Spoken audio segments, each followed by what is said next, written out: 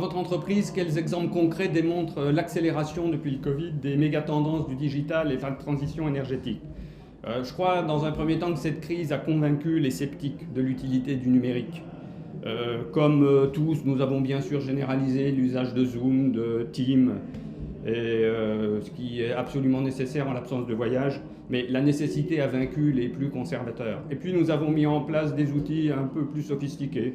Nous avons par exemple des outils de réalité augmentée qui permettent de mettre à distance nos installations avec des experts qui restent localisés dans nos centres techniques parce qu'ils ne peuvent plus voyager.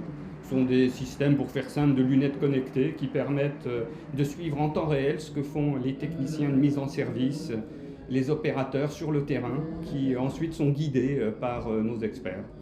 Et je crois que ce système qui existait depuis quelque temps mais qui ne convainquait personne a finalement convaincu toutes mes équipes que c'était une très bonne idée, et nous l'avons déployé pour le moment en Chine, en Inde, en Australie. Nous avons l'intention de le déployer un peu partout. Chacun réalise que ces outils, in fine, sont tout à fait performants et permettent de gagner du temps indépendamment de la crise actuelle. Comment transformez-vous les contraintes actuelles en opportunités pour votre entreprise? Ma société, globalement, a été peu affectée par la crise parce que nous sommes sur la chimie de l'eau, des biens essentiels et des métiers relativement stables.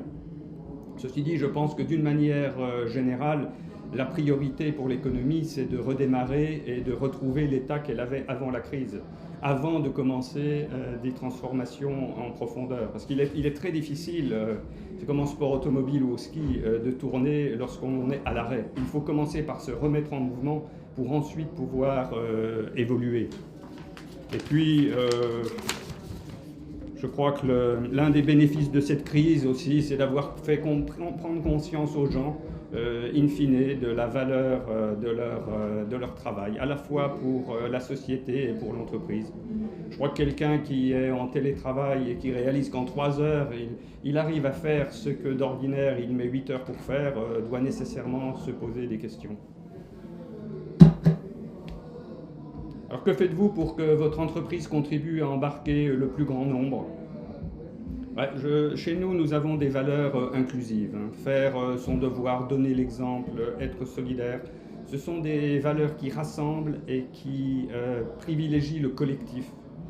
Chez nous, on gagne ou on perd tous ensemble. On ne cherche jamais à identifier, lorsque nous avons perdu un appel d'offres ou autre chose, les responsables, quels qu'ils soient. Nous cherchons au contraire à aller de l'avant. On ne célèbre jamais aucune victoire, mais on ne blâme jamais personne pour aucune défaite.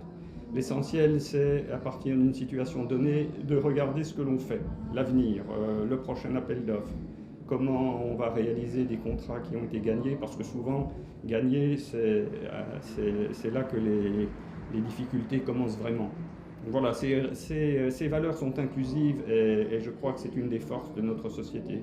Et puis, d'une manière plus générale, notre métier, la chimie de l'eau, le traitement de l'eau, le fait que tout ce que nous faisons contribue à traiter, à recycler, à préserver l'eau ou à économiser l'énergie, à réduire l'empreinte carbone, in fine, est un formidable ciment à la fois pour notre société et puis pour tous ses constituants, toutes les personnes qui cherchent à nous rejoindre ou qui nous observent.